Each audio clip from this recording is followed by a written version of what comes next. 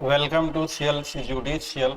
यह Bihar J mock interview का video part 56 है और कॉन्ट्रैक्ट का फर्स्ट पार्ट है। हम लोग इस बार 32 बिहार जे के लिए mock interview free of cost करा रहे हैं। अगर आप हमारे साथ जुड़कर अपने सपने को साकार करना चाहते हैं तो हमें 9262810582 पर अपना नाम BGS इंटरव्यू लेकर व्हाट्सएप कर दीजिए।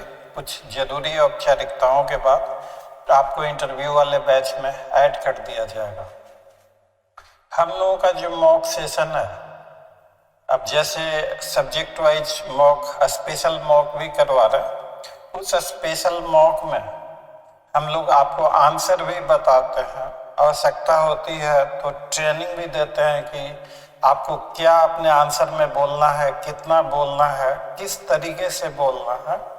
और अगर उस सब्जेक्ट की आपकी जानकारी नहीं है तो जितनी जरूरत है लिमिटेड टीचिंग भी करते हैं। कुछ बेवकूफ़ लोग, हाँ मैं बेवकूफ़ी कहूँगा यहाँ पे, वो कभी कभी क्रिटिसाइज करते हैं कि अरे मॉक में टीचिंग और एक्सप्लेनेशन थोड़ा ही होता है। तो उन मूर्खों के हिसाब से मॉक में अगर एक तरफा हम सवाल आपसे पूछते जाएं, उसका आंसर नहीं दें, जैसे आप देखेंगे ऑर्गेनाइज क्राइम IPC में, अब IPC कहना तो उसके लिए अच्छा नहीं होगा, भारतीय न्याय संहिता में ऑर्गेनाइज क्राइम के बारे में पूछा है, उसके आंसर भी बताए हैं। सेडिशन पे भी पूछा है, आंसर भी बताए हैं। अगर मैं बोलूं कि ये आप ठीक से नहीं बोल रहे, आप जाके सेक्शन पढ़ लीजिए, तो आप आइए बैठ के पढ़ते रहिए। पॉइंट इज दिस कि CRPC जैसा मेजर सब्जेक्ट 5-6 वीडियो में, CPC जैसा मेजर सब्जेक्ट 8-9 वीडियो में, IPC BNS जैसा मेजर सब्जेक्ट 5 वीडियो में, वीडियो आधे घंटे 45 मिनट इसी लमसम में है। मतलब आपका CPC प्रोसीजर जैसा मेजर सब्जेक्ट अगर 2.5-3 घंटे में विथ टीचिंग विथ आंसर के साथ कंप्लीट हो जाता है तो इसे तो बढ़िया कुछ हो ही नहीं सकता। हम लोगों का यूट्यूब के इतिहास में और वैसे भी अदरवाइज इतिहास में हमें फख्र है कि हम लोगों ने पहली बार आप लोगों के लिए सब्जेक्ट वाइज मॉक लेके आए हैं। अधिकतर सब्जेक्ट कंप्लीट हो गए हैं और इंटरव्यू से पहले रिमेनिंग सब्जेक्ट भी कंप्लीट हो जाएंगे। आप इन वीडियोज को, आपको करना क्या है कि एक एक करके इन सारे वीडियोज को आप देख जाइए। जो क्वेश्चन पूछे जा रहे हैं उन्हें कॉपी में नोट कीजिए, उसका आंसर भी नोट कीजिए और शीशे के सामने प्रैक्टिस कीजिए। और जो मिरर प्रैक्टिस आप कर रहे हैं, अगर पॉसिबल है तो उसे अपने मोबाइल से रिकॉर्ड भी कर लीजिए और आप सुनिए कि जो आप बोल रहे हैं उसमें कुछ मिसिंग तो नहीं है, ठीक तरीके से बोल पा रहे हैं या नहीं बोल रहे हैं। तो इन तरीकों से आपका बेहतर परफॉर्मेंस हो सकता, ओरेटरी स्किल्स आपकी डेवलप हो सकती है। हमारा जो ये इंटरव्यू का जो है ये एक इनोवेटिव आइडिया है।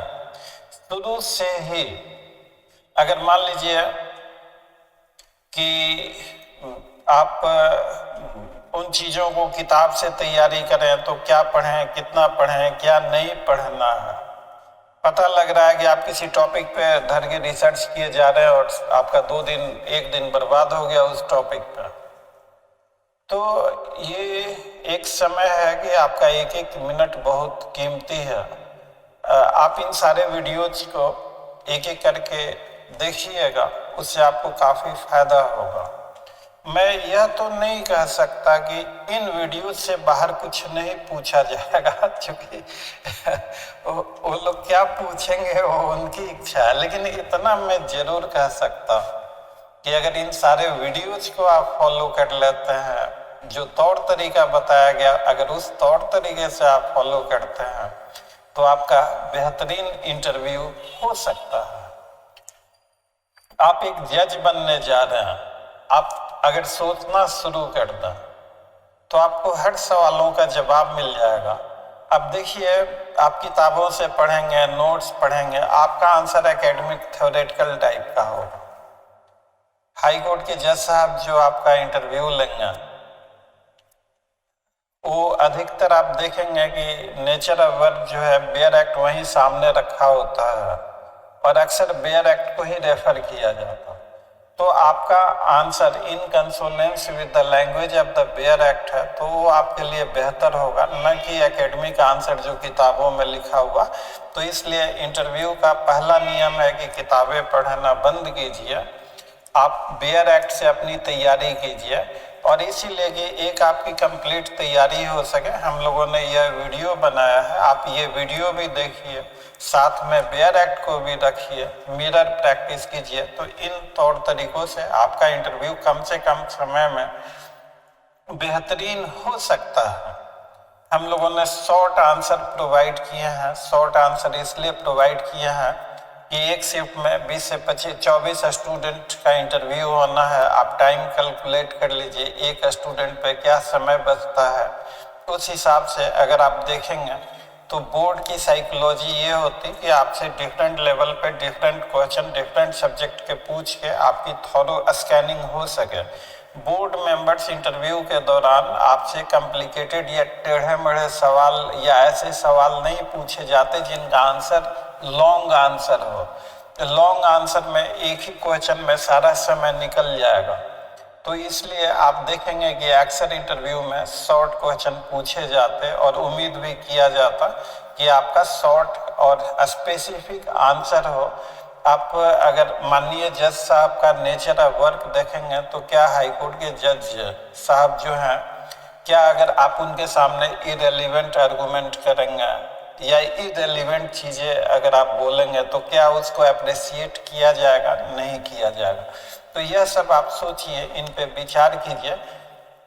हम लोगों ने हर एक पहलुओं पे वीडियो के दौरान डिफरेंट पार्ट्स में चर्चा किया है। आप हमारे चैनल के प्लेलिस्ट में जाकर अभी 32 बिहार जे मॉक इंटरव्यू के ये सारे वीडियोज एक एक करके देख जाइए। क्वेश्चंस को कॉपी में नोट कर लीजिए, आंसर को भी कॉपी में नोट कीजिए। कॉपी आप बना के चलेंगे तो बहुत ही कम समय में आपकी बहुत ही इफेक्टिव तैयारी हो सकती है। सिर्फ वीडियो देखना ही काफ़ी नहीं है। मान लीजिए आज आपने वीडियो देखा, 2 दिन के बाद भूल गए, तो अब आपको पता ही नहीं मिलेगा ही नहीं कि ये आपने जो देखा था कौन से पार्ट में है। तो इसलिए आप एक लिस्ट इस तरह से बनाइए कि कौन से पार्ट में क्या क्या है, कहाँ कहाँ है, और उसे कॉपी में नोट कर लीजिए। तो जो आपके इंटरव्यू का जो 3, 4, 5 दिनों का जो समय होगा उसमें काफ़ी बेहतरीन आपकी अच्छी से अच्छी तैयारी हो सकती है। इन वीडियोज को देखते हुए आप अपनी तैयारी बेहतरीन से बेहतरीन कर सकते हैं। हमारा इरादा सिर्फ इतना ही है कि इंटरव्यू तैयारी के लिए स्टूडेंट के पास एक कुछ ऐसा रेफरेंस मटेरियल हो जिससे वो अपने इंटरव्यू की तैयारी बेहतरीन से बेहतरीन कर सकें। हमारे यहाँ थोड़ा अपोजिशन भी हुआ। लोगों ने कहा, फैकल्टी मेंबर्स और हमारी टीम ने, कि सर अगर ये सारे वीडियोज आप यूट्यूब पे डालेंगे तो कोचिंग के बिजनेस पे भी असर पड़ेगा। अगर किसी को सारी चीज़ें फ्री ऑफ कॉस्ट यूट्यूब पे मिल जाती है तो फिर कोचिंग के बिजनेस का क्या होगा? आप सिर्फ क्वेश्चन ही नहीं पूछ रहे, आप आंसर भी बता रहे हैं। तो हमें उन चीज़ों की परवाह नहीं। आपका भविष्य सुरक्षित हो, आपका सपना साकार हो, इसके लिए हम हमेशा we are always duty bound, we are always committed. और उसके अलावा भी अगर आपको हमारी किसी भी तरह की आवश्यकता महसूस होती है तो स्क्रीन पे नंबर लिखा ही हुआ, आप हम लोगों को कॉल करके हमसे बात कर सकते हैं, गाइडेंस ले सकते हैं। और अंत में यह वीडियो आपको अच्छी लगी हो तो वीडियो को लाइक, चैनल को सब्सक्राइब और इसे ज़्यादा से ज़्यादा शेयर कीजिएगा ताकि हम लोगों का भी मोटिवेशन सलामत रहे। और अगर इन केस आप कैंडिडेट नहीं है तो आपकी जानकारी में अगर कोई और अन्य कैंडिडेट है तो उन तक इस वीडियो को शेयर कर दीजिएगा। तो आइए देखते हैं वीडियो का यह part. Now recording is on. Contract में जब भी पूछा जाता है तो डेफिनेशन पार्ट से बहुत सारे क्वेश्चंस होते हैं। Yes sir. और हम लोगों ने वर्क किया है बोर्ड के साइकोलॉजी पे।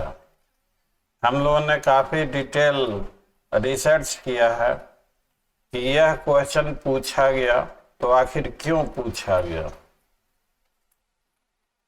तो जो होता क्या है कि ये हर किसी को पता है कि सभी जो फ्रेशर्स हैं वो रट्टा मार लेते हैं, समझते नहीं हैं। और रट्टा मारने में कुछ न कुछ चीजें अगर मिस हो गई तो वो अर्थ का अनर्थ हो जाता है। हम लोग देखेंगे कानून जो है वो जस्ट कॉमन सेंस है, रट्टा मारने की जरूरत ही नहीं है। बहुत सारे लॉ स्टूडेंट ये बोलते हैं कि बोरिंग सब्जेक्ट है, सर में दर्द हो जाता, मुझे किसी पता न क्या अपराध किया था जो सजा मिली, लॉ में एडमिशन लिया, ऐसे sometimes such type of feeling कि। लेकिन as a legal professional I must assure to all the student कि लॉ से इंटरेस्टिंग कोई सब्जेक्ट हो ही नहीं सकता। अगर ये एक्सट्रीमली हाँ, ये एक्सट्रीमली इंटरेस्टिंग सब्जेक्ट। हाँ, क्या कर रहा है सर? हम एक सेकंड आपके जब हम ईयरफोन लेकर म्यूजिक चलाते हैं ना तो सुनने में हाँ दिक्कत हाँ होती है। हाँ, जस्ट उसे कर लीजिए। ठीक।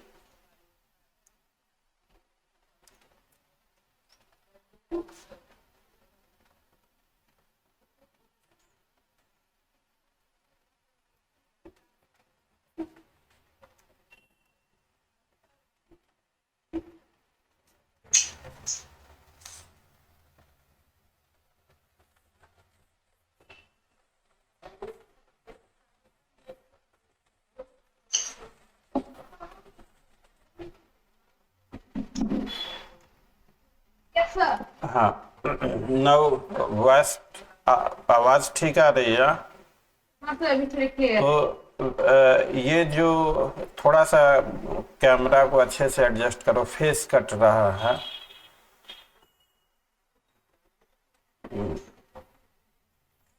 और फेस को गर्दन बस इतना ही आ रहा। सर वो नीचे ईयरफोन का वो लगा हुआ है ना, अच्छा अच्छा अच्छा, उसके वजह से थोड़ा सा दिक्कत होगा। ईयरफोन हटा दो। इस ईयरफोन से साउंड क्वालिटी डैमेज हो जाती है। स्पीकर ऑन कर दो, स्पीकर ऑन कर। स्पीकर भी ऑन है लेकिन सर वो लाउड स्पीकर इतने जोर से बजा रहा है ना सर, ये आवाज अच्छा। आपकी क्लियरली नहीं सुनाई दे रही है, इसलिए आज हम ईयरफोन लगाए। अच्छा, उधर आवाज हो रहा। Yes sir, yes sir. Okay okay okay okay, अच्छा, एनीवे। तो well, I was telling this initial जो एडवाइस है, हम लोग देखेंगे कॉन्ट्रैक्ट में, not only into the contract, every part of the law, every subject, उसको अगर जैसे हम लोग समझेंगे। रट्टा मारने में सबसे बड़ी परेशानी क्या है कि अगर एग्जैक्टली आपने रिप्रोड्यूस नहीं किया तो जस्ट उसका ऑल टुगेदर एक डिफरेंट मीनिंग हो जाता, आपको पता भी नहीं लगता, किसी को भी नहीं। रट्टा मारने वाला समझा ही नहीं है तो क्या गलत है क्या सही है वो समझ ही नहीं पाता, वो किसी भी कंसेप्चुअल क्वेश्चन का आंसर नहीं दे पाता।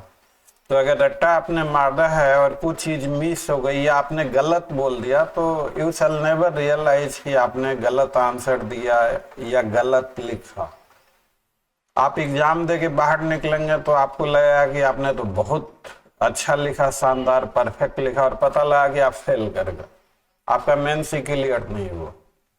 रट्टा मारा हुआ इंटरव्यू में आपको लगा कि आपने सारे क्वेश्चन का परफेक्ट और करेक्ट आंसर दिया और पता लगा कि आपका 35 से भी कम आ गया, तो अब कहेंगे कि बेईमानी हो गया, ये हो गया, वो। अब वो सारी चीजें, पावर ऑफ अंडरस्टैंडिंग, अगर कानून के आप छात्र हैं और कानून को पढ़ने का तौर तरीका अगर आपका सही नहीं है, आप रट्टा मारने पे ज्यादा। अब क्या करेंगे, अब समय ही ऐसा है। प्रोफेसर भी जो कॉलेजेज में पढ़ाते हैं वो भी रट्टा मारते हैं और वो भी रट्टा मरवाते हैं। और स्टूडेंट ने उनके नोट से अगर लिखा है तो उसको अच्छा नंबर आएगा, लेकिन उन्हीं चीजों को और बेहतर तरीके से कहीं और से लिखा है तो फेल कर जाए। तो अब इस माहौल में student are not to be, student का कोई दोस्त नहीं। उन्हें अगर कॉलेज लेवल पे समझाया जाए कि आप रट्टा मत मारिए, समझिए, तो things would be all together different. और इसका अंजाम क्या होता है कि when you come to the court तो आप चीजों को समझते नहीं है, आप भी उसी, तो फिर आपका फ्यूचर भी एट स्टेक होगा। बेसिकली इंटरव्यू में आपसे जो शॉर्ट क्वेश्चन पूछे जाते हैं तो इन्हीं चीजों के मद्देनजर पूछे जाते हैं। अगर वो आपका क्लैरिफिकेशन, एक्सप्लेनेशन और लॉजिक क्लियर है तो बहुत शानदार नंबर आएंगे, और वो क्लियर नहीं है तो कितना वेगनेस है उस पर बहुत कुछ डिपेंड करता है। तो anyway, these are the initial advice to all the students. अब हम लोग शुरू करते हैं। What is the first stage of making a contract? Proposal. हाँ, proposal और communication of proposal. Communication of proposal. हाँ, communication of proposal is the first stage of making the contract. What is, अब चूंकि अक्सर थोड़ा सा कंफ्यूजन दो चार चीज़ों से होता रहता है। मुझे आई नीड टू एक्सप्लेन, बीच में राइटिंग भी इनेबल करेंगे। What is proposal? Proposal would be when a person signifies to another his willingness to do or abstain from doing something with a view to obtain consent of such person to such act of abstinence. He is said to make a proposal, and this is contained in section 2A of Indian Contract Act. एक आदमी है जो चीनी नहीं खाता, वो मुहिम चल he hates like anything, sugar नहीं खाता, हो उसे डायबिटीज है और वो कैंपेन चला रहा। तो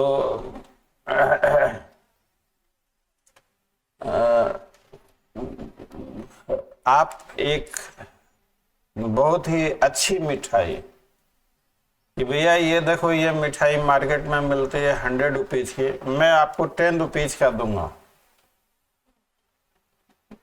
प्रपोजर को पता है कि ये चीनी के अगेंस्ट है, he is against sugar. Will it be said to have made a proposal? No sir. Why? Sir ये उसने सिर्फ इतना कहा है कि वो आपको ऑफर कर रहा है। प्रपोजल कब होगा? जब वो खुद जाके बोलेगा कि हमको मिठाई दीजिए। What is difference between proposal and offer? Proposal offer एक ही चीज होता है सर। ऑफर इंग्लिश लॉ में कहते हैं, इंडियन लॉ में वो प्रपोजल होता है। Proposal, right. तो ऑफर जाके देगा तब होगा ऑफर, और बोलेगा तो प्रपोजल होगा। सर होगा मतलब उसने सिर्फ ये कहा कि हम आपको ये मिठाई दे रहे हैं। अगर वो कहा कि मैं ये मिठाई जो मार्केट में अदरवाइज 100 रुपीज की अवेलेबल है, मैं I am willing to give it to for 10 rupees, knowing that he is running a campaign against sugar, तो वो कहता है कि मिठाई जो है 100 रुपए की है, मैं आपको 10 रुपए में दे दूंगा। तो will it amount making a proposal?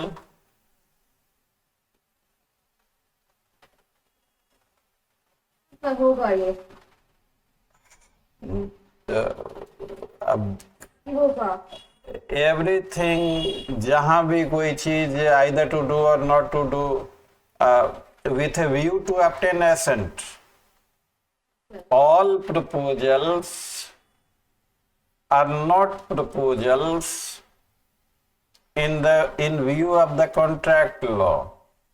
only those proposals which are made with a view to obtain assent are proposal. Definition है कि to do or abstain from doing with a view to obtain assent. आपको पता है कि when you know कि मिठाई के against है, शुगर के अगेंस्ट है और ये नहीं परचेज करेगा, and despite that you are making a proposal, तो will you be said to have made a proposal in the light of contract act? ऐसे otherwise होगा proposal, but will that be correct to have made a proposal in view of the contract act? You are doing some assent वो देगा ही नहीं, तो assent देगा नहीं, तो you make a proposal knowing that he will not give his assent.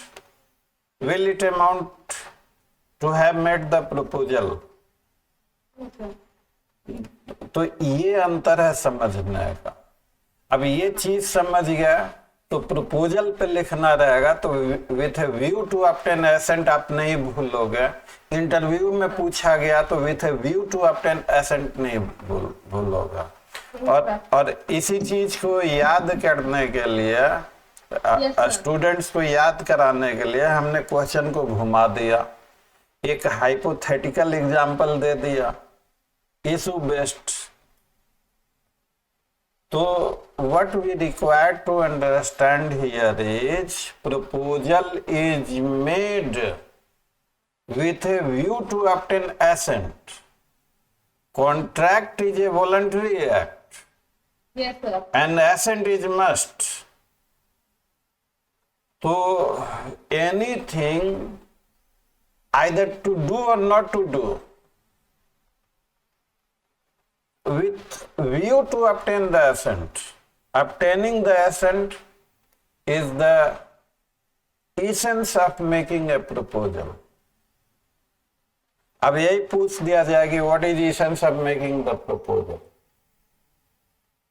Mains में इसी तरह का कोई क्वेश्चन होगा या यही चीज, तो essence of making the proposal. अब कोई कहेगा कि भाई लाभ करने के लिए, बिजनेस करने के लिए, तो वो आंसर और मतलब this is the power of concept and it's clarity, कि अगर कंसेप्चुअल क्लैरिटी है तो चाहे क्वेश्चन जहां से भी हो, जहां मर्जी से हो. जस्ट मैं एक सेकंड आया.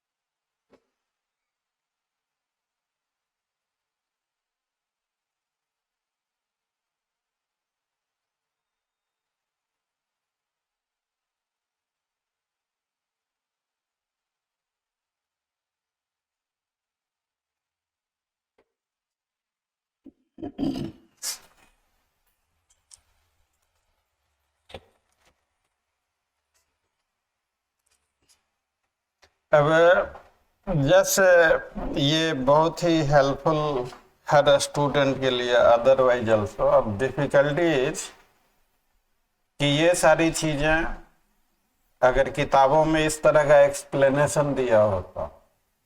मेरे पास पोलॉक भी है, मुल्ला भी है, चिट्ठी भी रखी हुई है, स्टूडेंट एडिशन की भी किताबें रखना पड़ता है हमें. लेकिन जो इस तरह का जो एक्सप्लेनेशन है, आई होप कि बुक में अगर इस तरह का एक्सप्लेनेशन हो तो that would be very very helpful. अब हम लोग समझते हैं कि ऑफर ऑफ डूइंग और not doing is making the proposal. याद कर लिया, बोल भी दिया with view to obtain the assent. तो एक्सप्लेनेशन विथ एग्जाम्पल उसे कम शॉर्ट में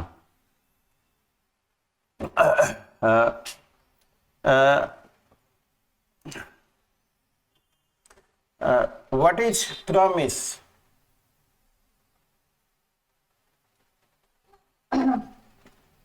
When the person to whom the proposal is made signifies his assent, the proposal is said to be accepted, and this proposal, when accepted, becomes a promise. Accepted proposal is promise. अच्छा, मैंने कहा कि मैं interview का classes करवाऊंगा और उसका जो है चार्ज लूंगा मैं 10,000, वट एवर द चार्ज। मैं इंटरव्यू का क्लासेज, इंटरव्यू का मॉक करवाऊंगा और उसका चार्जेज ये लूंगा। तो इसमें मैंने ये प्रपोज किया, आप एक इंटरव्यू के कैंडिडेट हैं और मैंने ये प्रपोजल आपको दिया, तो इसमें प्रॉमिस क्या है?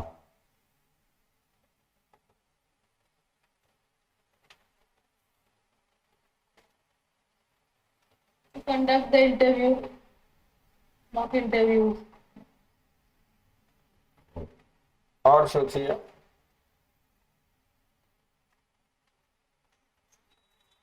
थोड़ा सा टाइम लग रहा है, मतलब लगेगा इसमें, क्योंकि टाइम इसलिए लगेगा कि वो जब भी पूछेंगे, अगर कॉन्ट्रैक्ट में पूछेंगे तो डेफिनेशन से जरूर पूछेंगे। ऐसा हुआ ही नहीं कभी कि कॉन्ट्रैक्ट पूछे और डेफिनेशन वाले से ना पूछे। तो चूंकि डेफिनेशन में ही दिक्कतें होती हैं, रट लें वो बात अलग है, लेकिन अभी आपने क्या कहा कि when proposal is accepted becomes promise. हमारे प्रपोजल को आपने एक्सेप्ट किया तो प्रॉमिस ये आपका ये हो गया एट फर्स्ट हैंड कि आप इंटरव्यू का क्लासेज करेंगे। और प्रॉमिस हमेशा रेसिप्रोकल होता। Promises and it's consideration forming part of each other, उसे क्या कहेंगे? रेसिप्रोकल प्रॉमिसेस का क्या दिया हुआ है डेफिनेशन 2F में? सही है। प्रॉमिसेस व्हिच फॉर्म कंसिडरेशन और part of consideration for each other. तो आपके लिए प्रॉमिस हो गया कि आप ये क्लासेज करेंगे और ये पैसा देंगे, और मेरे लिए कॉरस्पॉन्डिंग, मेरे लिए रेसिप्रोकल प्रॉमिस हो गया कि मैं क्लासेज करवाऊंगा और समय दूंगा। और तो ठीक है, आपने प्रपोजल को एक्सेप्ट कर लिया, तो हु बिकम्स प्रॉमिसर, मैं या आप?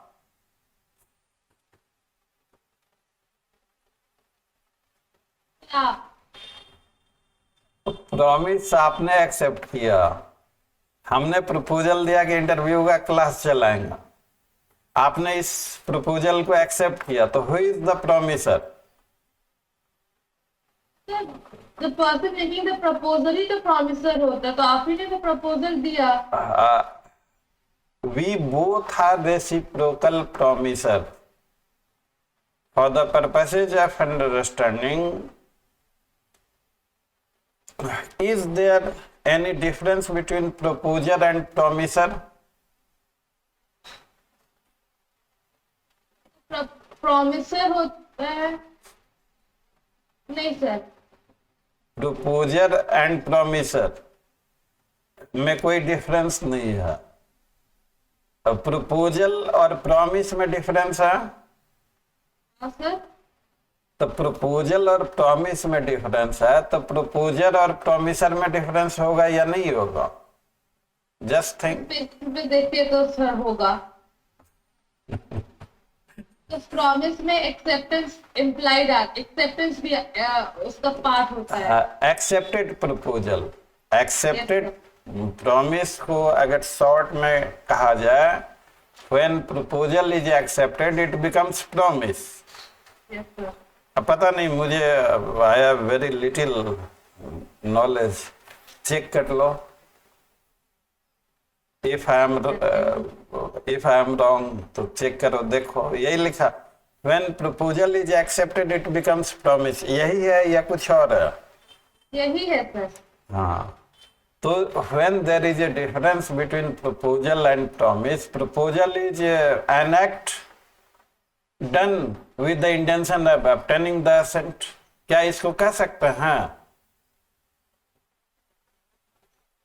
An act of abstinence add कर दे इसमें. An act either to do, मतलब फिर अब तो बेयर एक्ट की लैंग्वेज हो जाएगी. मतलब डूइंग और नॉट डूइंग. एन एक्ट मतलब the act of doing or not doing with an intention to obtain assent. Intention to contract specifically section नहीं है. नहीं है सर. लेकिन this is implied into the contract act. Express और implied. Express मतलब clearly लिखा हुआ और इम्प्लाइड मतलब उसका कंक्लूजन निकलता. इंटेंशन टू कॉन्ट्रैक्ट नहीं है कि इंटेंशन टू कॉन्ट्रैक्ट लिखने की जरूरत ही नहीं है.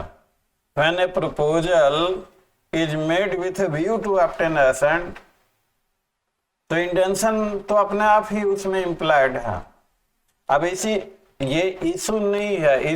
इसी पे बहुत डिबेट हुआ है कि intention to enter into a contractual relationship और not, intention to enter into contractual obligation और नॉट. ये जो डिबेट और ये इशू है, ये इशू ऐसा नहीं है, उसको बना दिया गया. और उतना ही नहीं, matter went to the Supreme Court. The Supreme Court explained clearly categorically. जब जजमेंट आप पढ़ेंगे तो मिलेगा सारी चीजें. इशू है नहीं और मुकदमा पहुंच गया सुप्रीम कोर्ट. तो anyway, proposal when it is accepted, so there is a difference between proposer and promiser. Yes, sir. और कई जगह कॉन्ट्रैक्ट एक्ट में इस्तेमाल हुआ है promisor.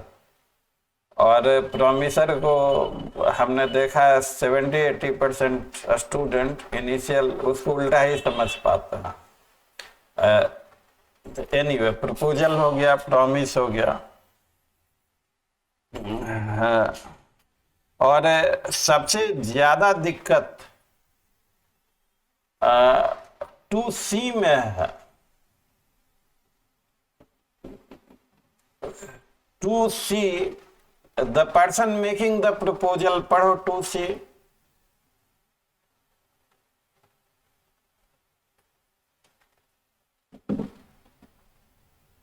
The person making the proposal is called promiser and the person accepting the proposal is called promisee. हाँ, तो इसको क्लेरिफाई करने के लिए इन लोगों ने, मतलब अब इस लैंग्वेज से तो दिक्कत जो हुई जब कॉन्ट्रैक्ट एक्ट बना, तो कहा गया कि टू डू और not to do something with a view to obtain assent, proposal हो गया. प्रपोजल जब एक्सेप्ट होगा तो प्रॉमिस होगा. तो हु एक्सेप्ट्स द प्रपोजल, जिसको दिया जाएगा. तो प्रॉमिस किसका हुआ, एक्सेप्ट किसने किया, प्रपोजल को. आपने प्रॉमिस को एक्सेप्ट किया.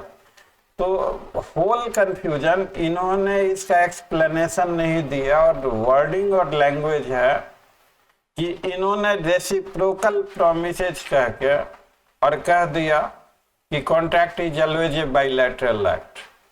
तो जो confusion created by section 2A, by section 2B, section 2C and 2F, तो ABC में जो तीनों में कंफ्यूजन क्रिएट किया गया है उसका सॉल्यूशन दे दिया है 2F में एज रेसिप्रोकल प्रॉमिस.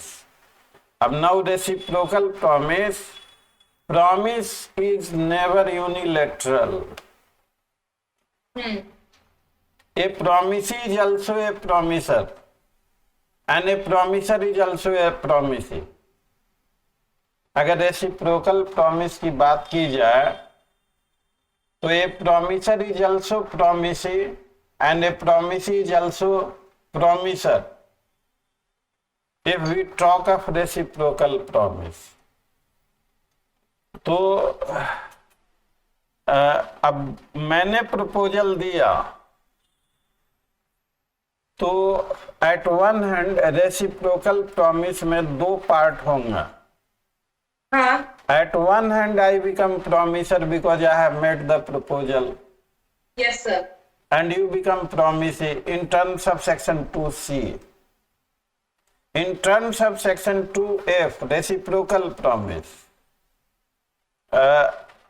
हमारे प्रॉमिस का जो रेसिप्रोकल पार्ट है, आपके द्वारा एक्सेप्ट करना, राजी होना कि यस आप इंटरव्यू का क्लासेज करेंगे, तो वहां पे इसका रेसिप्रोकल पार्ट है कि you agreed to attend the classes. तो वहां पे फिर हम इसके लिए आप चूंकि आपने प्रॉमिस एक्सेप्ट किया तो you become promisor to the extent of attending the classes. अब नाउ तो टू कंक्लूड वी विल, ये चीजें इसलिए एक्सप्लेन किया गया कि इसमें वो कभी कभी कंफ्यूज कर सकते हैं. अगर आपने ये हर किसी को कंसेप्ट में नहीं पूछता, ये आपका लेवल तभी बढ़ेगा जब सिंपल क्वेश्चंस के सेटिस्फैक्ट्री आंसर आपने दे दिया. अगर सिंपल क्वेश्चन में ही अगर आप फंस गए और वहां पे आंसरिंग सेटिस्फैक्ट्री नहीं हो रहा तो फिर लेवल नहीं बढ़ेगा आपका. अगर आपका बेसिक क्लियर है, जैसे आपने बता दिया, तो वहां पे पूछे प्रॉमिसर, तो आप समझ गए कि contract is a bilateral act. Unilateral contract क्या है, बाइलैटरल है या यूनिलैटरल?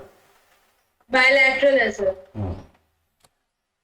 तो whenever an act is bilateral, there has to be reciprocal promise.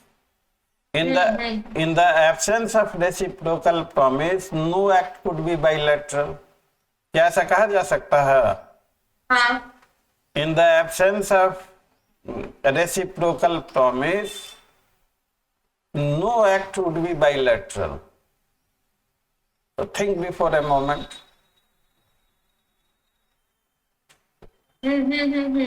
हाँ हाँ, तो इसको लिख लो.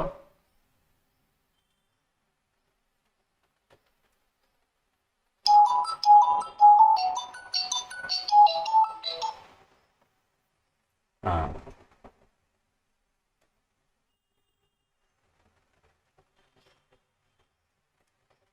Yes sir. तो ये चलिए हो गया. अब नाउ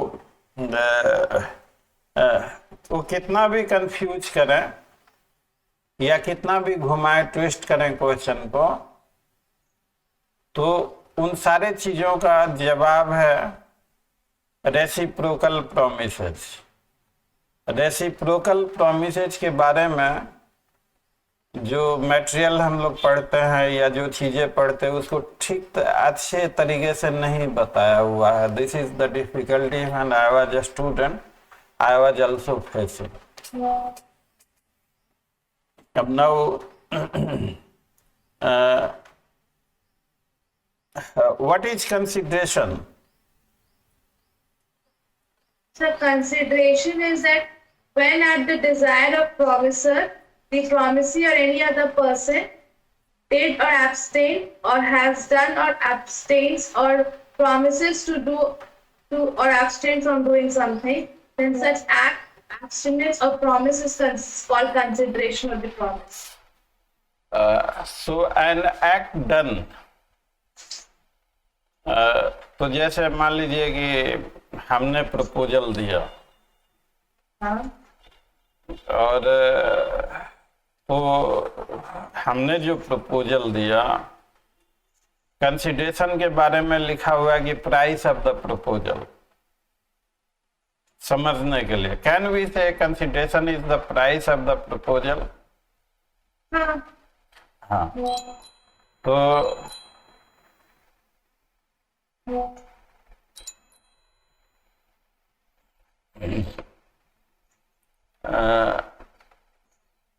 जस्ट कुछ मैसेजेज आ गए हैं इधर।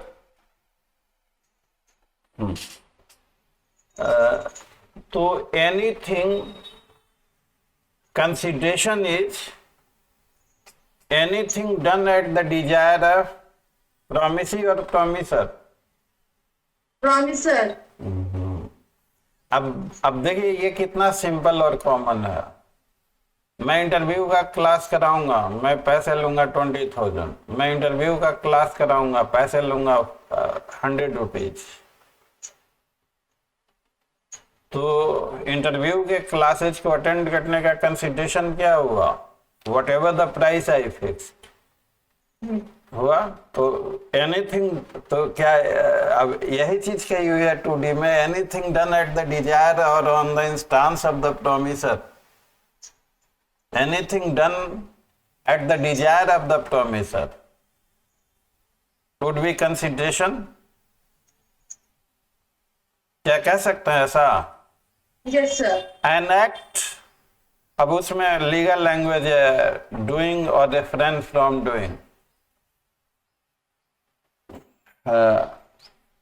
अब मान लो मैं स्टूडेंट ए को बोलता हूं कि मैं स्टूडेंट ए को पढ़ाऊंगा अगर वो स्टूडेंट बी से बात नहीं करता हो।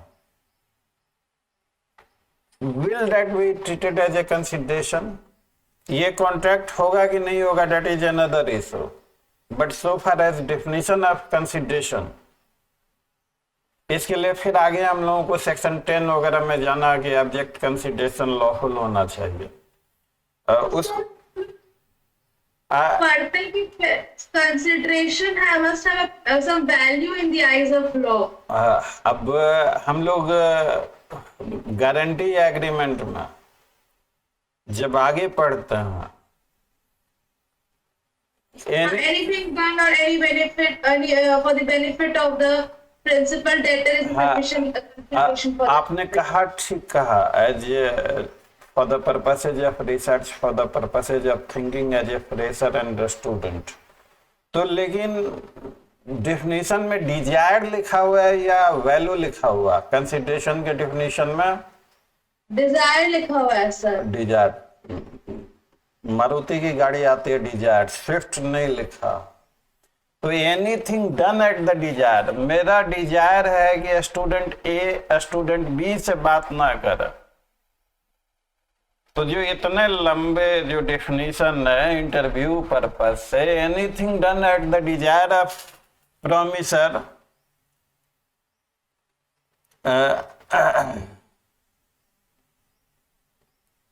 तो anything done at the desire of promisor is consideration, it should have some value. तो सम वैल्यू कौन सा? मार्केट वैल्यू या रियल वैल्यू या value as in the sense of the promisor?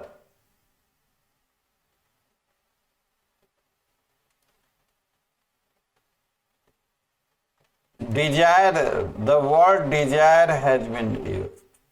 तो लॉ सिर्फ लिख देने से कंप्लीट नहीं हो जाता। लॉ जिस टर्म्स में यूज होता है, तो प्रेसिडेंस ये रहा है कॉन्ट्रैक्ट में कि consideration must have some pecuniary value. Yes sir. Do the word Contract Act does not force। मैं अगर आपको ये कहता हूं कि मैं ये प्रोडक्ट आपको दूंगा और शर्त उस पे कि आप ये प्रोडक्ट सिर्फ हिंदू को बेचेंगे, नॉन हिंदू को नहीं बेचेंगे, तो नंबर 1 कॉन्ट्रैक्ट में हम लोग देखेंगे कि ये पब्लिक पॉलिसी के खिलाफ है या नहीं, ये मोरल है या इमोरल है। टीपीए में आपके पावर ऑफ एलिनेशन पे रेस्ट्रेंट लग रहा, तो ये एब्सोल्यूट रेस्ट्रेंट होगा या पार्शियल रेस्ट्रेंट होगा। एब्सोल्यूट रेस्ट्रेंट का डेफिनेशन नहीं दिया हुआ है, सिर्फ सेक्शन 10 में सिर्फ इतना ही बताया गया है कि taking away power of alienation either completely और substantially is known as absolute restraint. लिख लो ये लाइन, कभी कभी लिख लिया आए थे वो ऑफलाइन सेशन के लिए, आपने बताया था तो आपके उस बुक में नोट डाउन कर लिए थे। हाँ, taking away power of alienation either completely और substantially is known as absolute, और absolutely taking away power of alienation either absolutely or substantially or completely, absolutely, completely और substantially। इसमें एक और वर्ड जोड़ सकते हो। अब now consideration, can we say consideration is the things done at the desire of promiser? Yes sir. तो shortcut ये हो गया। कितना छोटा कर दिया आपने सर। बोलने के लिए, याद करने के लिए भी सिंपल, बोलने के लिए भी सिंपल, रिटेन करने के लिए भी सिंपल, और कभी लाइफ में भूलेंगे नहीं, कभी हाँ। कभी जीवन में कभी भी, मतलब मतलब दिस इज, अब आई डू नॉट नो कि अब ये हाउ मच, ठीक है। एनीवे हम लोग अभी बहुत सारी चीजें बाकी है, बात गप बाद में। नेक्स्ट जो एग्रीमेंट, अब नाउ ये सब क्वेश्चन बहुत ही मतलब सिंपल कि क्या सारे एग्रीमेंट कॉन्ट्रैक्ट होते हैं या सारे कॉन्ट्रैक्ट एग्रीमेंट, मतलब ये सब क्वेश्चन सीएलसी में नहीं पूछा जाता, बिकॉज हम प्रिज्यूम करते हैं कि एटलीस्ट बेसिक आपको पता होना चाहिए। तो क्या just for repetition, all contract are agreement? Sir all contracts are agreement but all agreements are not contracts. तो जो agreement must be enforceable by law. Yes sir. अब हाँ, तो जो एग्रीमेंट का सब्जेक्ट मैटर है वो क्या होना चाहिए, लॉफुल या नॉट इलीगल? Lawful sir. अगर मान लीजिए कि आप मॉर्निंग में आप मॉर्निंग वॉक के लिए जाएंगे और मैं साथ में चलूंगा पानी लेके और बाकी जो चीजें यूज होने वाली है वो कैरी करूंगा। I become a service provider while you go to morning walk. तो अब नाउ क्वेश्चन इज कि कोई लॉ तो इस तरह का है नहीं कि सर्विस प्रोवाइडर के राइट्स एंड ड्यूटीज क्या है। तो अब to make a valid contract, अब यहाँ पे है, अगर ये स्कोप किसका, लॉफुल के लिए there has to be a law and it has to be in accordance with the law. तो कॉन्ट्रैक्ट का सब्जेक्ट मैटर लॉफुल होना चाहिए या नॉट इलीगल होना चाहिए? दो सेक्शन 10 में लॉफुल लिखा हुआ। होना क्या चाहिए लॉफुल, मतलब स्कोप किस में ज्यादा है, लॉफुल में या नॉट इलीगल में? नॉट इलीगल में सर। नॉट इलीगल में। तो नॉट इलीगल का दो कंडीशन है कि पब्लिक पॉलिसी के अगेंस्ट नहीं होना चाहिए और इमोरल नहीं होना चाहिए।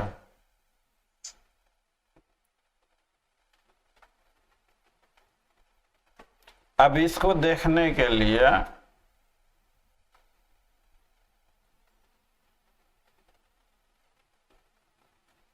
Yes sir. अब इसको देखने के लिए क्वेश्चन इज कि पब्लिक पॉलिसी और इथिकल या इमोरल। अब व्हाट इज इमोरलिटी कानून में डिफाइन नहीं किया गया। कोई आदमी नॉन वेजिटेरियन है तो जो लोग नॉन वेजिटेरियन नहीं है उनके हिसाब से नॉन वेजिटेरियन होना भी अनएथिकल इमोरल है। The definition of immorality is dependent upon social and mental attitude of a society. Immorality,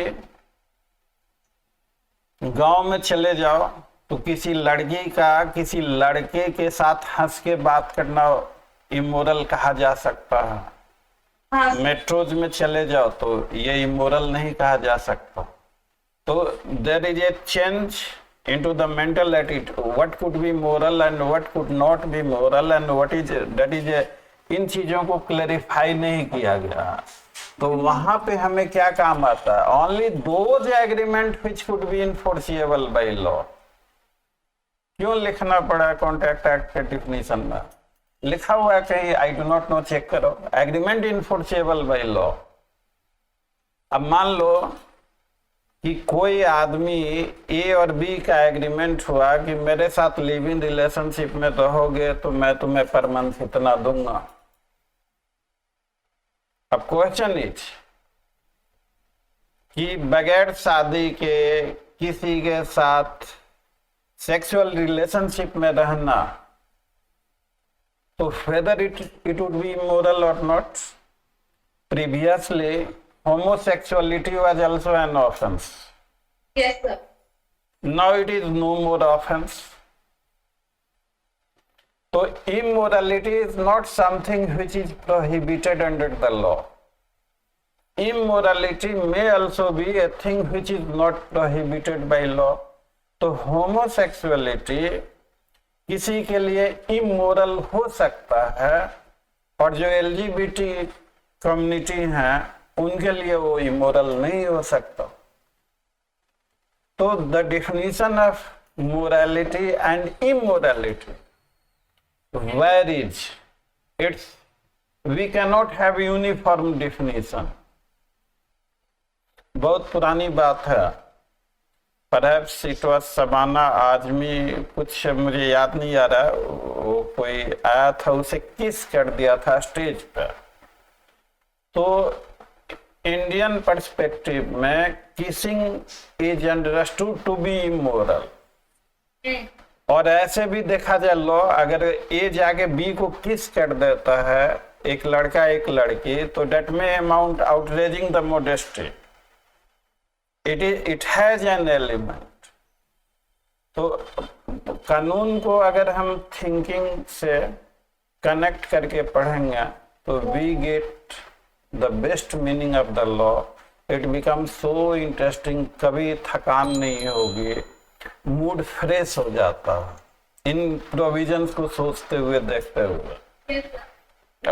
तो my whole attempt is to illustrate की रट्टा क्यों नहीं मारना चाहिए।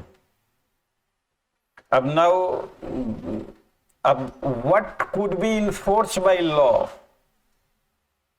And what could not be enforce by law. कहानी सिर्फ यही नहीं खत्म हो जाती कि an agreement enforceable by law, चलो भैया हो गया। वी नीड टू अंडरस्टैंड अब now an agreement to continue into live-in relationship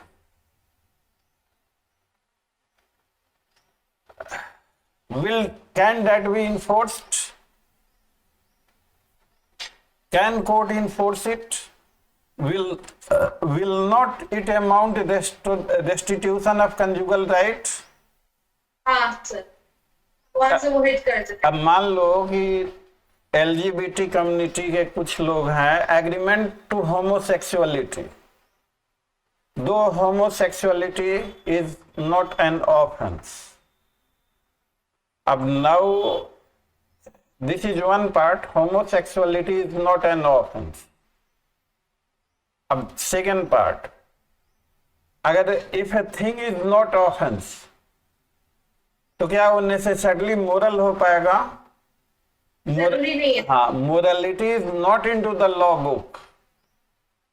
morality is the mental attitude of the society. Can we say Yes, sir. Morality cannot be confined into the law. Morality is something else. Morality is जब सती प्रथा होता था हाँ sir. तो सती होना वही सती सावित्री, सती होना गौरव का बात हुआ करता था. It was matter of honour and pride. तो उस समय मोरालिटी क्या थी? सती हो जाना. Yes, sir. आज के समय में क्या मोरालिटी है? नहीं हूँ. हाँ, तो अब इन्हीं चीजों को हम लोग उदाहरण क्या देते हैं शॉर्टकट में, जमाना कहाँ से कहाँ चला गया देते हैं ना. तो everything is connected with each other.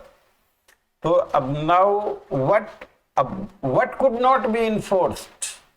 तो देखो यहीं से सारा आंसर मिलेगा. Which is against public policy, court regards which is as immoral. तो what could be enforce and what could not be enforce. अब कोई आदमी तो कुछ एक्सरसाइज कर रहा, लाफिंग को योगा में हंसने वाला व्यायाम पार्क वगैरह में तो कुछ लोग ताली बजाते हैं, हाथ गर्म करते हैं और हंसते हैं हा हा हा ऐसे करके. वो भी एक चलता है. मॉर्निंग वॉकिंग में, जॉगिंग में हम लोग जब जाते हैं तो देखते हैं. तो एग्रीमेंट टू, अगर लाफिंग का एग्रीमेंट हो गया कि कोई क्लब है, 5 आदमी आएंगे, वो लाफिंग करेंगे एक्सरसाइज, और उससे लाफिंग से होने वाले बेनिफिट को हम बताएंगे. क्लब इंस्टीट्यूशन कुछ हम खोल रहे हैं और वो 5 आदमी, और उससे हम आगे बिजनेस करने जा रहे हैं लाफिंग एक्सरसाइज का. वो लोग आगे अगर नहीं आ रहे हैं लाफिंग के लिए, तो क्या इस सेंस में कॉन्ट्रैक्ट में rise and will they be held for committing breach of the contract. और मान लो कि मैं लाफिंग क्लब एक खोल रहा हूं, मेंबरशिप का चार्ज है. लाफिंग क्लब पे एक स्टेज है, जो मेंबर्स आएंगे लोगों को हंसते हुए देखेंगे तो वो भी हंसेंगे. I am making profit. 5 लोगों को मैंने स्टेज पे रखा है, वो नहीं आते, दे commit default, they commit breach of the agreement, और उसके कारण मुझे नुकसान होता है. Will they be held for the breach of contract? No, sir. मैं एक बार फिर से एक्सप्लेन करता हूं. मैं एक लाफिंग क्लब XYZ नाम से स्टार्ट कर दिया. वो क्लब एक हॉल है, एक स्टेज बना हुआ है. Yes, sir. जो विजिटर्स आएंगे, अब स्वाभाविक है कि 5 लोगों को हंसते हुए देखेंगे तो उन्हें भी थोड़ी बहुत हंसी आएगी. और हम लाफिंग एक्सरसाइज के लिए लोगों से चार्ज कर रहे हैं. तो ये प्रोग्राम को रन करने के लिए 5 लोगों से हमने इंडिपेंडेंट कॉन्ट्रैक्ट किया कि ये टाइम है, इस टाइम में आप आइए और आपको लाफिंग एक्सरसाइज परफॉर्म करना पड़ेगा, हंसना पड़ेगा स्टेज पे आकर. साइन हो गया और उसके बाद वो स्टेज पे नहीं आते, जिसके कारण हमारी गुडविल खराब होती है. लोग हमारे पे उंगली उठाते हैं कि पैसा ले लिया और परफॉर्म नहीं किया. तो विल डेट अमाउंट उनका, अगर वो एग्रीमेंट मान जाते हैं कि हाँ आएंगे परफॉर्म करेंगे और उसके बाद आके वो परफॉर्म नहीं करते हैं, will they be held for non performance of the agreement? हाँ सर, हो सकता है. अब आंसर, पर्सनल क्वालिफिकेशंस पे अग्रीमेंट डिपेंड. अब आंसर चेंज. तो we may not have law like this. तो इनफैक्ट सेक्शन 10 में लिखा हुआ है लॉफुल, लेकिन साथ में वो भी है. अब लाफिंग के लिए आना, एक्सरसाइज करना सेहत के लिए अच्छा है, तो it can never be against public policy. Laughing exercise करना, it can never be moral, it can not defeat the provision of any other law. तो Yes, sir. therefore taking it all together, an agreement has to be examined in the light of section कौन सा है 10 Section 10 and section 23. हाँ 23 की agreement मतलब एक्सेंचुएटेड bye love and affection, उसको हम लोग बाद में देखेंगे 23 को. अंकल वो है lawful object हाँ and हाँ consideration. हाँ वो कौन सा है lawful object and consideration section में 23. So I have to say the court does not regard it to be immoral or opposed to public policy. हाँ व्हाट इज सेक्शन 10? Section 10 में कहता है what agreements and contracts. Yes yes yes. तो वो उसका जो है लॉफुल कंसिडर पार्टीज कंपिटेंट होनी चाहिए, कंसिडरेशन लॉफुल होना चाहिए और ऑब्जेक्ट लॉफुल होना चाहिए. और section 23 we have one by one, पहले सेक्शन 10 को ले लें. तो सेक्शन 10 प्रेस्क्राइब सिंपली कि parties must be competent to contract. दूसरा ये कहता है कि lawful consideration and lawful object होना चाहिए, तो और which are not hereby expressly declare to be void. तो ये चार चीजें कि number 1 competency of the parties, number 2 lawful consideration, number 3 lawful object and चौथा not expressly declare to be void. तो अगर पूछा जाए कि what agreement could be contract, अब चलिए ये सारा हो गया. अब question yes Soma, whether all agreement can be contract? No, sir. All agreements cannot be contracts. Right. So what is qualification of agreement to become a contract? Sir, for an agreement to become a contract, it is necessary that it must be enforceable by law And not illegal.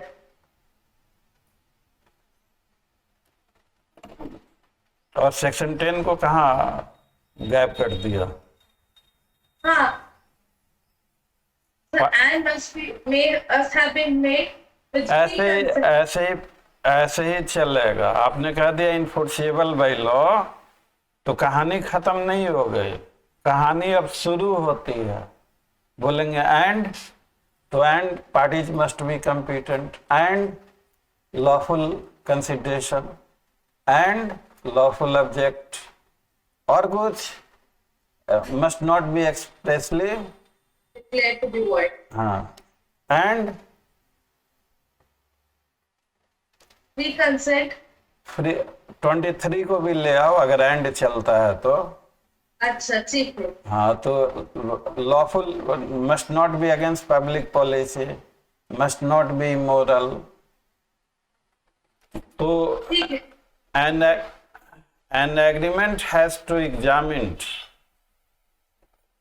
number 1 enforceability under the law and qualification of agreement to become contract. number 1 हम लोग देखेंगे enforceability at law. क्या कह सकते हैं ऐसा? हाँ. enforceability at law number 1. उसके बाद what is enforceability at law? तो इनफोर्सिएबिलिटी एट लॉ को सेक्शन 10 और 23 में बताया गया है कि parties must be competent, lawful consideration, lawful object and not expressly declared to be void, must not be against public policy, must not be moral, must not be so to the effect to defeat any other provision of the law. So these are the areas of enforceability of the agreement at law. Got it clear? Yes, sir. अब थोड़ा सा घुमा फिरा के पूछें question, twist करके, पूछिए. या हम लोगों का एक्सप्लेनेशन है और ये अब जैसे देखिए, अब इन्हीं चीजों को अगर आपको रिवाइव करना, मतलब रिवाइज करना रहता, तो सारी चीजें तैयार हो गई, फटाफट क्विक रिवीजन हो गया। Yes. अगर खुद से यही चीजें करते तो इतनी क्लैरिटी के साथ हो पाता No, sir. या नहीं हो पाता, that is I do not challenge, हो भी सकता है। तो क्वेश्चन की, अब जैसे यहाँ पे हमारे साथ कोई एरर है, तो यू आर श्योर कि एरर नहीं होना चाहिए। खुद से एरर है, एरोनियस है, नहीं है। अब चूंकि जो टाइम प्रेशर होता है ना, बहुत सारे चीजों का टाइम नहीं होता। हाँ, मुझे लगता है कि 1 घंटा हो गया होगा तकरीबन। तो बच्चे लोगों का डिमांड है कि सर वीडियो एक सवा घंटे की हो जाती है, थोड़ा मतलब 1 घंटे की एक वीडियो की बजाय आप आधे घंटे की 2 बना दीजिए। तो गुड टीचर इज वन, वो क्या पढ़ाता है उससे कोई मतलब नहीं है। मेरा डेफिनेशन है, good teacher is one whose students are happy, yet a good teacher is one who listens to the student. Anyway, just थोड़ा सा दिवाली का मौसम है, थोड़ा हंसी मजाक कर रहा हूँ मैं, डोंट टेक इट अदरवाइज। हम लोग इस सेशन को यहीं पे, ये एक्सप्लेनेटरी सेशन हो गया। अब इस सेशन से हम आपसे क्वेश्चन पूछेंगे 1 से लेके 10 तक लगातार, और 23 तक। 10 और 20 मतलब enforceability at law cannot be completed unless we look into section 10, we look into section 23। Yes, sir. तो ये सारे एक दो, अब रिवोकेशन, अब रिवोकेशन, ये कॉन्ट्रैक्ट एक्ट जिस जमाने में बना था, तो उस समय फोन वगैरह का चलन बहुत कम हुआ करता था। तो communication, mode of communication, Letters. हाँ, मोड ऑफ कम्युनिकेशन जो है वो लेटर्स के जरिए बाई पोस्ट दिया हुआ है। तो अब एक दो चीज और यहाँ पे हम लोग क्लियर कर लें कि फॉर द पर्पस, अब जैसे मान लीजिए कि हमारे आपके बीच कोई कॉन्ट्रैक्ट हुआ, कोई डिस्प्यूट हो गया, तो law is the place where contract was concluded. इसका मीनिंग क्या हुआ कि the place where contract was concluded? The place where the acceptance was heard. Contract was made. To place where the contract was made. What is the meaning of चलिए simple meaning छोड़ देते हैं। When an agreement becomes contract,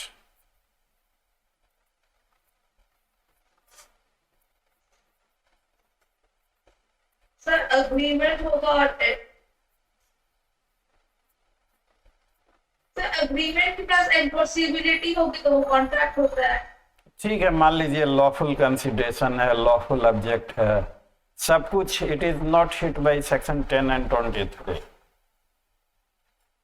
तो मेरा question है कि when an agreement becomes contract,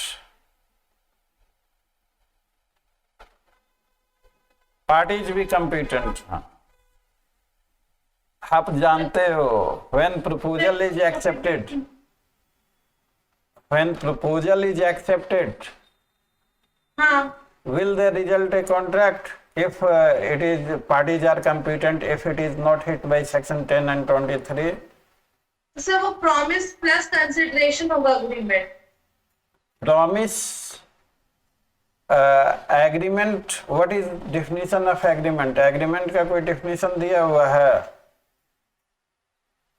Every promise and set of promises forming consideration हाँ, for each agreement।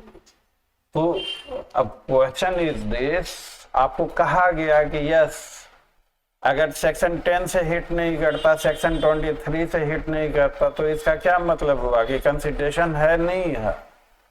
है सर।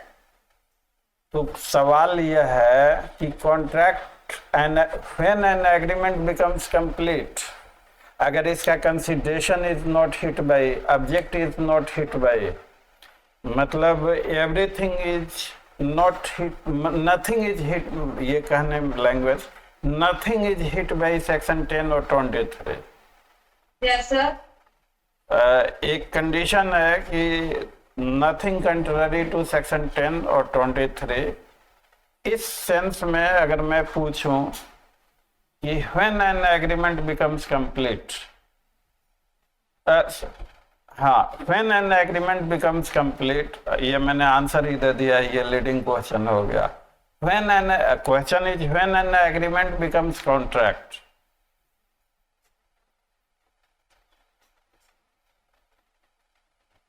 इतना टेढ़ा क्वेश्चन नहीं है कि सोचने की जरूरत हो। अगर हमने प्रपोजल दिया और आपने एक्सेप्ट कर लिया, कंसिडरेशन ऑब्जेक्ट सारा लॉफुल है, नॉट हिट बाय, कॉन्ट्रैक्ट बन जाएगा सर। तो एक्सेप्टेंस ऑफ प्रपोजल होगा कॉन्ट्रैक्ट या नहीं? हाँ, तब सर अमाउंट कर जाएगा एक्सेप्टेंस ऑफ प्रपोजल। ये कैसा क्वेश्चन था? घूमा हुआ क्वेश्चन था। तो कैसा क्वेश्चन सर कि एक बार में पढ़ के ना, एक बार में स्ट्राइक नहीं करे, थोड़ा सोच के फिर बताना पड़ेगा। अब हमने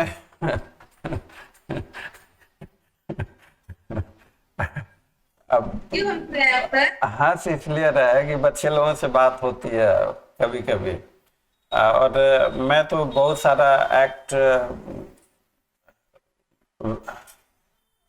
हम शुरू से ही हमारी तमन्ना रही है कि जनरल वेलफेयर का भी कुछ काम किया जाए। तो मैं बहुत सारे ऐसे भी स्टूडेंट जो मेरे स्टूडेंट नहीं रहे कभी, उनकी भी हेल्प कर दिया करता हूँ। तो इसलिए स्टूडेंट, बहुत सारे स्टूडेंट मुझे जानते हैं, वो भी स्टूडेंट, और किस नंबर है बहुत सारों के पास, कुछ पूछ दिया तो कभी बात होती रहती है। तो एक स्टूडेंट से पूछा गया यही क्वेश्चन 30th में, नाम मैं नहीं लूंगा किसी का, दो ही ही हैज बीन सेलेक्टेड। तो उसे पूछा गया कि एग्रीमेंट कब कॉन्ट्रैक्ट बनता है? उसने कहा कि जब कंसिडरेशन दिया जाता है। तो बोर्ड हंस रहा था। तो वो बोर्ड ने कहा कि it is not a case that it is hit by section 10 and 23। मान लीजिए सेक्शन 10 और 23 दोनों ओके है, तो इस बात पे रिजिड रहा कि एग्रीमेंट के साथ कंसिडरेशन होगा, मतलब the moment consideration is paid, तभी, अगर कंसिडरेशन पे नहीं हुआ तो कॉन्ट्रैक्ट नहीं हो। तो फिर उसे सेक्शन 3-4 रेफर किया गया। लेकिन अब जो भी रेफर किया गया हो, अब इंटरव्यू था, वो ज्यादा कुछ नहीं बोला। He was so irritated, came straight way to me, discuss किया मेरे से कि सर ये बताइए, ये कोई क्वेश्चन है कि when an agreement becomes contract? हमने कहा कि ये इतना शानदार क्वेश्चन है, बहुत अच्छा क्वेश्चन है। पूछा कि अग्रीमेंट में प्रपोजल आ गया, सेक्शन 10, सेक्शन 23 सारे चीजें कवर कर गई, कॉम्पिटेंसी, कंसेंट, कंसिडरेशन, ऑब्जेक्ट, सब कुछ बचता क्या? एक्सेप्टेंस। हाँ, तो अभी हमको दिमाग आया, आपकी डिस्कशन आपने बताया, उसको सोचा, हाँ बचा तो सिर्फ एक्सेप्टेंस, एक ही पॉइंट फैक्टर। हाँ, तो पूरा कंप्लीट करेगा, मतलब बोल रहा है एक्सेप्टेंस है। बोलना चाहिए था कि the moment proposal is accepted in such cases, और इसीलिए due to these reasons contract कब कंप्लीट होता है? The moment letter of acceptance is received और dispatched. Yes sir. Contract, when contract is complete, जब लेटर ऑफ एक्सेप्टेंस प्रपोजर के पास पहुंचता है, या लेटर ऑफ एक्सेप्टेंस को डिस्पैच के लिए पोस्ट में डाल दिया जाता है। तो पोस्ट होता है सर। पोस्ट में इन कोर्स ऑफ ट्रांसमिशन में डाला जाता है, पोस्ट में तब ना। Yes sir. तो कॉन्ट्रैक्ट कंप्लीट होता है या नहीं होता है? हो जाता है sir. In terms of section 3 and 4 तो कंसिडरेशन कम्स आफ्टर एक्सेप्टेंस और before acceptance comes consideration. After acceptance. अब नव क्वेश्चन ठीक था, ये अच्छा क्वेश्चन था इंटरव्यू बोर्ड का, बहुत ही बढ़िया क्वेश्चन था। इसी पे हम पीटी के क्वेश्चन फॉर्मुलेट कर दें, इन्हीं चीज़ों को आप क्लैरिफाई करके मेंस में लिखें एक्सप्लेन करते हुए, तो बहुत अच्छे नंबर आएंगे। इंटरव्यू में भी आपको बहुत, अगर ऐसे क्वेश्चन जो ट्विस्टेड क्वेश्चन हैं, जो कंसेप्चुअल क्वेश्चंस हैं, उनका इंटरव्यू बोर्ड को पता है कि सब लोग पढ़ा हुआ है, पढ़ाई करके ही और जानकारी है इनके पास, तभी इन्होंने मेंस क्वालिफाई किया है और यहाँ तक पहुँचे हैं। तो केवल क्लैरिटी ऑफ अंडरस्टैंडिंग को चेक करता है, और क्लैरिटी ऑफ अंडरस्टैंडिंग लंबा क्वेश्चन इसलिए होता है कि आपको कितना याद है। हाँ। शॉर्ट क्वेश्चन इसलिए होता है कि क्लैरिटी है कि नहीं। Yes sir. हमने वर्कआउट किया है, बहुत मेहनत किया है, तो आपसे शॉर्ट क्वेश्चन पूछने का फायदा यह है कि बहुत जगह स्कैनिंग हो सकती है। Short question is the only test available to scan the student, उनकी क्लैरिटी कितनी है। तो सीधा सीधा तो अगर बेयर एक्ट से पूछा जाएगा तो कोई भी बता देगा। हाँ, तो उसी को थोड़ा सा घुमा के, और ये कानून में ठीक ही कहा गया है कि justice not only to be done but appear to have been done. तो लॉ की भी टीचिंग जो है रट्टा मार के नहीं हो सकती unless it is explain. Explanation हो गया तो यू शैल नेवर। तो दिस क्वेश्चन, सो अगर मान लो कि थोड़ी देर के लिए आपने मुझे टेलीग्राम किया, yes, आपने मुझे, हम बाई पोस्ट रूल कोई, दोनों का रूल अलग अलग है। हाँ sir. Contract over phone and contract by letter. अगर मान लो कि थोड़ी देर के लिए कॉन्ट्रैक्ट बाई पोस्ट है, हाँ।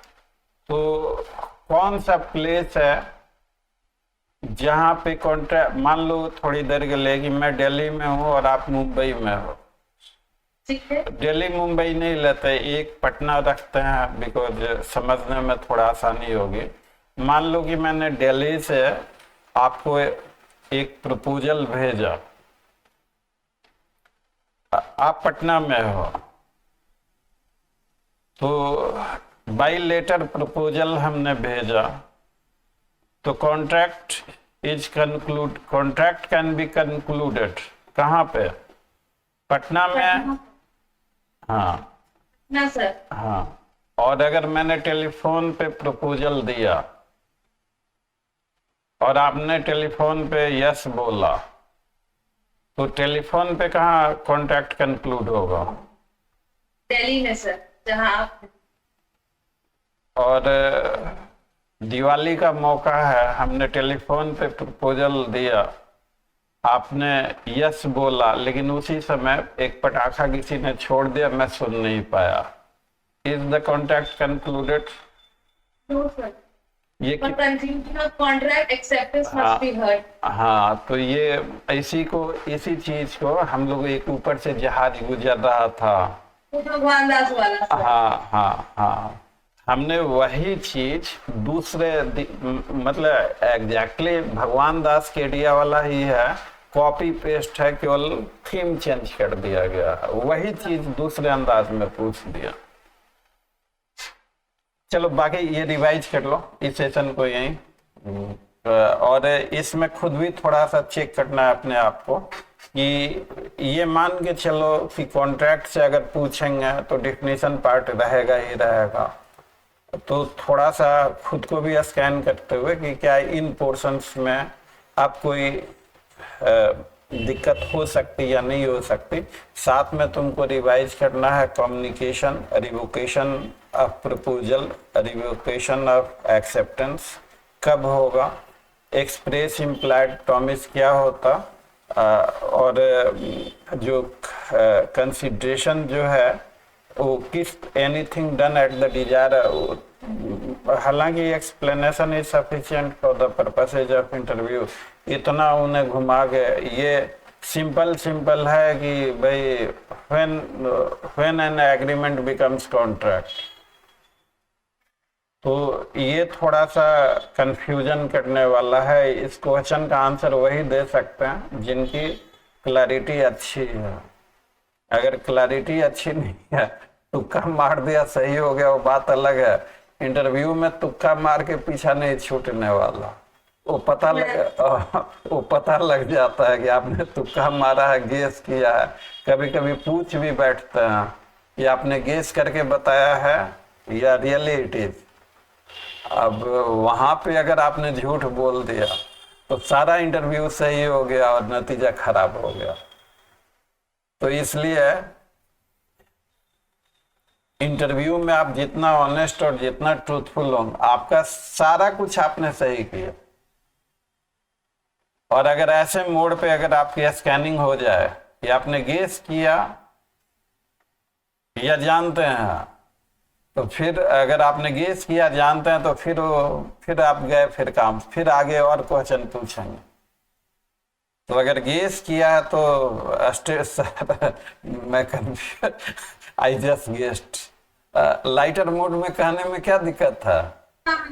लाइटर मोड में अगर कह दो, अगर नहीं जानते हो, you are not expected to know each and everything of the law. अगर कुछ नहीं भी जानते हो तो क्या वो जुर्म हो गया ना? तो अगर गेस किया तो लाइटर मोड में, yes sir I was confused, lighter mode में कहा जा सकता है उसको। एनीवे